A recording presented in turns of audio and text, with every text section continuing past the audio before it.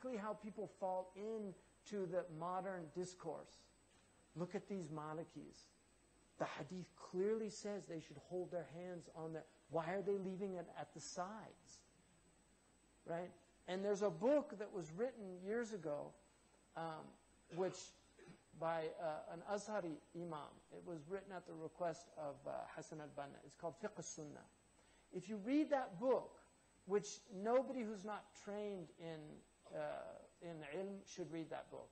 If you're not trained as a faqih, you should not read that book. That book presents a very simplistic view of the madhabs. And you can really misunderstand, because he's not dealing with the usul of the imams. And so he'll present dalils, but he doesn't understand that within the madhab, that dalil is not the strongest dalil. So he's basically doing tarjih. So he's creating another madhab. That's what madhabs are. They're mujtahidun giving their opinion of what should be followed and what shouldn't be. And that's why, like Nasiruddin al-Albani's book, Salatun Nabi Ka'annaka Tarahu, the prayer of the Prophet as if you see it. That's as if you were Nasiruddin al-Albani seeing it, based on him reading hadith. The Hanafis, they saw, Abu Hanifa saw Sahaba praying. His prayer is the prayer of Ibn Mas'ud. Imam Malik had 600 teachers from the Tabi'een who saw the Sahaba praying, including Ibn Umar. One of his dominant teachers was Nafi', the Mawla of Ibn Umar. Imam Malik studied with him. Nafi' lived with Ibn Umar, who was, of all the Sahaba, he was one of the strictest in following how the Prophet did everything. And the Prophet said, Sallu kama ra'aytumuni usalli. Not ka'annaka tarahu. He didn't say pray as if you see me praying, based on your reading hadith of how I prayed. He said, pray as you see me praying. Who saw them praying? The Sahaba. Who did they transmit it to? The Tabi'un. Who did they transmit it to? The Tabi'in. This is how our prayer, it's mutawatir. Now if you say, well then why are there differences in praying? What differences are there? You think about this. Go to Mecca right now or Medina. You're praying 5 prayers a day, 5 prayers a day. Not 6, not 7, not 4, not 3. You're praying 5 prayers a day. Whether you're Ibadi, whether you're Ithna Ashari, whether you're Zaydi, whether you're Hanafi, Maliki, Shafi'i, Hanbali. It doesn't matter what sect of Islam you come from. In Mecca and Medina, they all pray 5 prayers a day. Because all 4 imams, all of the imams are in agreement on that. How are they praying? Standing, qiyam.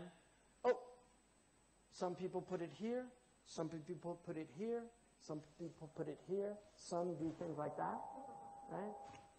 And some people leave it here, based on practice. The Prophet ﷺ did, we know he did the qabd.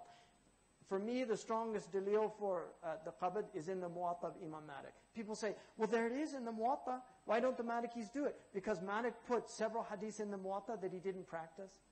To show, I know the hadith.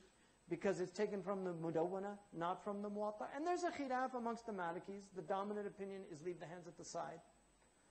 Now, if you're going to do qabd, for me, the strongest opinion is the Hanafi.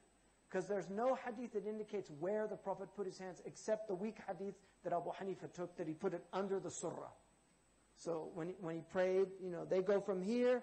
Some people go from here. Hadwa mankibain, that's where the Malikis go. Some go from behind the ears, right? But they still do the same thing. Right? Whether you do it from here or here, it's the same thing. Allahu Akbar. And then either there, the Shafi'is put it above the surah. فَصَلِّ لِرَبِّكَ وَانْحَرْ. Put it on the nahar, according, that's a weak tafsir, but that is an opinion. And then, so those aren't big differences. There's all standing, and then Fatiha, they all agree on Fatiha. And then they go into ruku', same ruku'. Then they come out of ruku', have to be istiqamah. Then they go into sajda, same sajda. Then they go into julus, same julus with a difference of iftirash, slight difference in where you put your feet. Then they go back into sajda, and then they go up again. That's 1 rak'ah.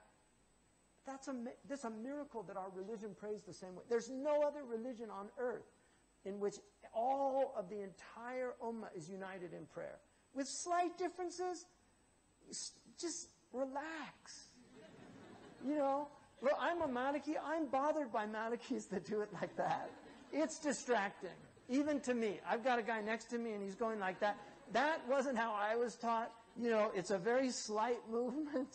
You know, even Ibn al-Arabi says, don't wave it like that. He said, إِنَّهَا بَلِيَّةٌ لَا تَتْبَعُ مَا فِي الْعُتْبِيَّةِ فَإِنَّهَا بَلِيَّةٌ.